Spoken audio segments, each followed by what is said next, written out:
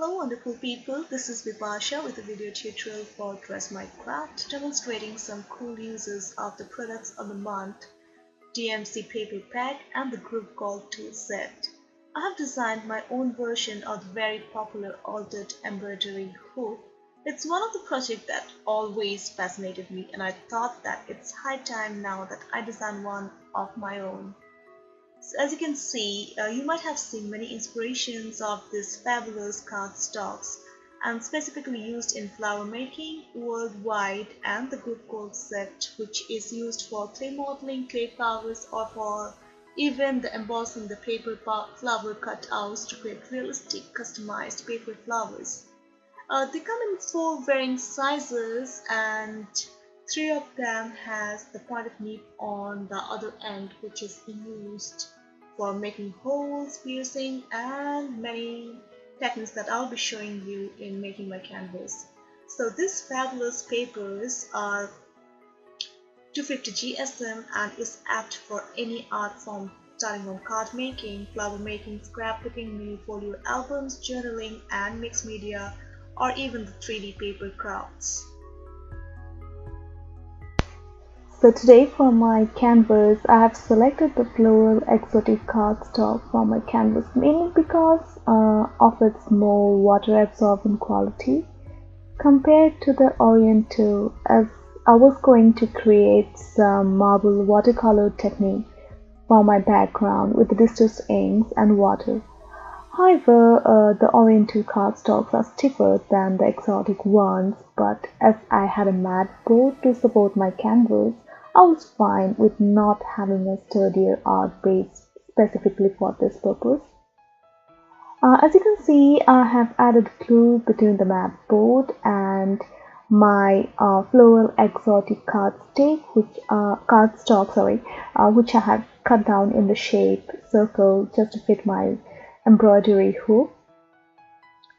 So both of these papers have excellent and almost similar smooth texture and crisp stamping properties, die cutting and blending with distress ink properties. They are a must-have for card making, scrapbooking, journaling, or any 3D projects. As you can see, I'm using my Carvel black ink. I'm randomly using some script stamps or some steampunk stamps and some times and some watch faces, randomly stamping and making the background for my art canvas. I generally love to add some detailing and depth in my page, so I always start with the stamping of the background, and then I'm taking a cellophane bag and I'm adding 2 contrasting distress inks and some droplets of water with a dropper. I'm going to place my canvas directly on this cellophane bag and let it absorb the droplets of the distress inks and create a marble kind of texture. When I was adding 2 colors together, I realized that it was kind of getting muddy water at the end.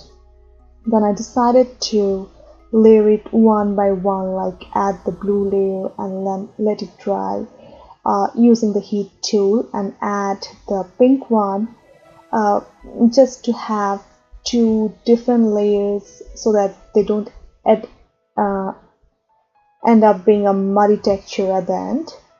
And I'm just twisting my cellophane bag a little bit just to get a random textured, not textured, but a random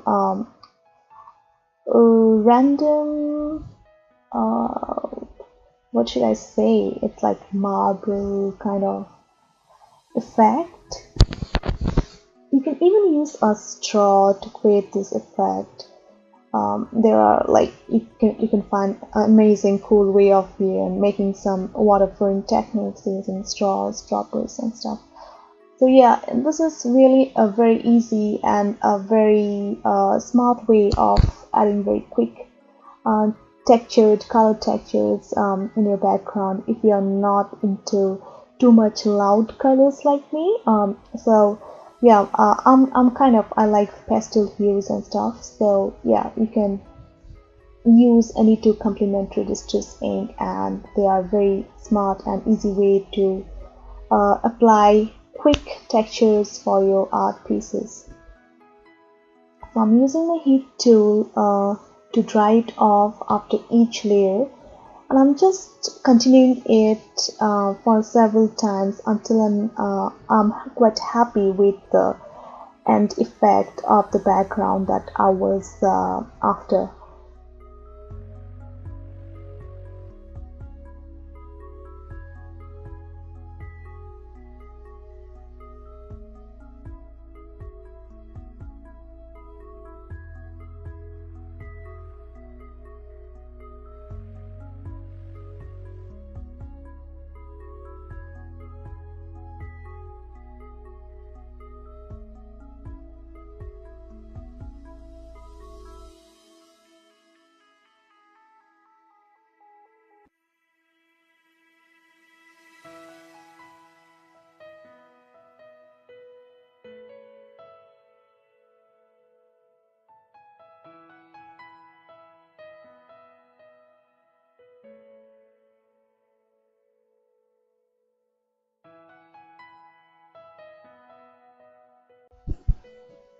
So now I had to alter the hoop in a color scheme that would suit my canvas. So I selected the Prima chalk edges in different pastel shades, and I was randomly inking my hoop until and unless I was happy with the shade. I selected some pastel hues of blues and light brown, and some in pink shade, and I was just adding a script stamp randomly uh, to add some more interest and textures on my hoop frame. Um, so I was planning to add some gesso and some modeling paste to add some extra effects once the chalk paint dried up.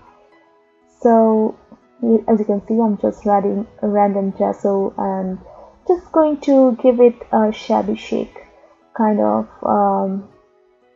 texture and final look.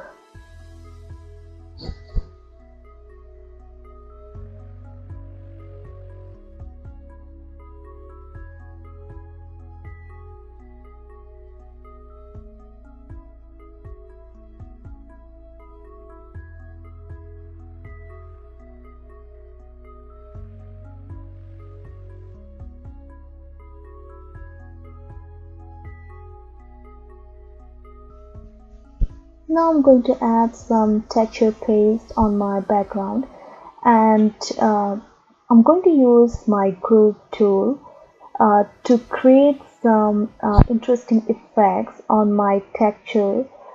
So what I'm doing is that I'm just using my palette knife and adding a random breadth of texture paste on my canvas base. As you can see, I'm not being very specific of any patterns, and I'm just randomly adding some texture depth.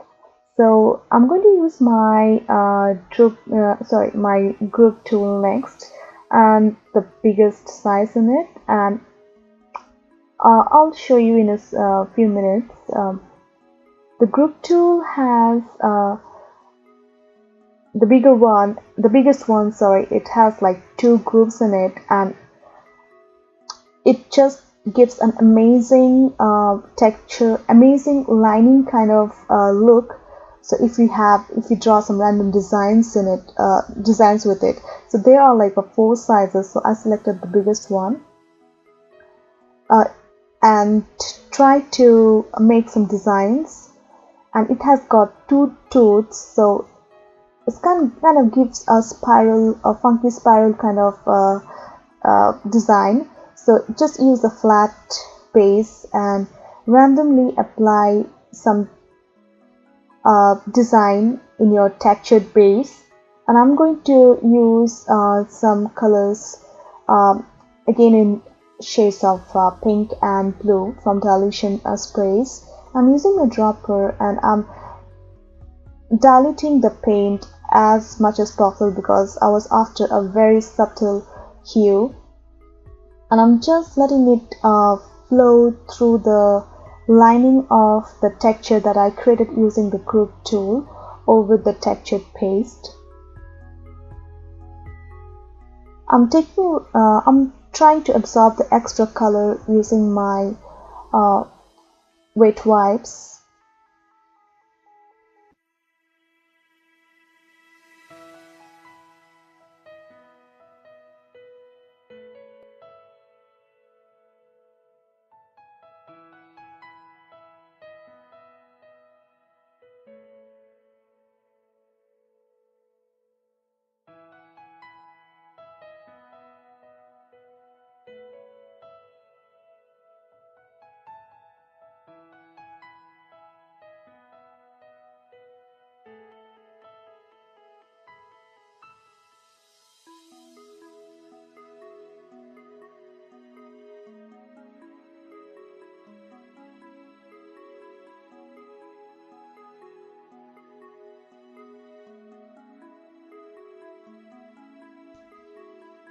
So once I was happy applying all the desired shades, I'm letting it flow and making different random patterns using my heat tool. I'm going to use the second the gold tool in my set to pierce a hole in one of the papers that I'm planning to place. Like, I'm planning to place random cutouts of paper on my canvas background, and I'm going to make a small tag. And this gold tools, the other three, they are amazing because they have got this needle, like the piercing end on the other on one end of their side, so you can make holes of different sizes in your tags. They are basically used for flower making, but then you can use that part of the tool to create random holes in any wherever you need. Like, sometimes it's not possible to use your punching tool or punch machine because you just suddenly realize when you're designing that, oh well, I need a hole in there, and you have to take out the entire paper and then again, like, punch a hole out of it. So it just reduces a lot of work because you can just use that needle anywhere, even if you have stuck it on your design base. So that reduces a lot of the hard work, and it minimizes the techniques. So what I'm doing is that I'm randomly placing some elements and building up the canvas, and I'm going to speed up this process video and time-lapse the video so that you can enjoy the process of my detailed creation stuff. So I like a detailed pattern, so I always end up putting a lot of stuff in my creations, a lot of random abstract stuff that I collect and keep it in my stash. So yeah, like, enjoy the process. I'll catch you up soon once we go towards the end of the video. So yeah, just enjoy the process.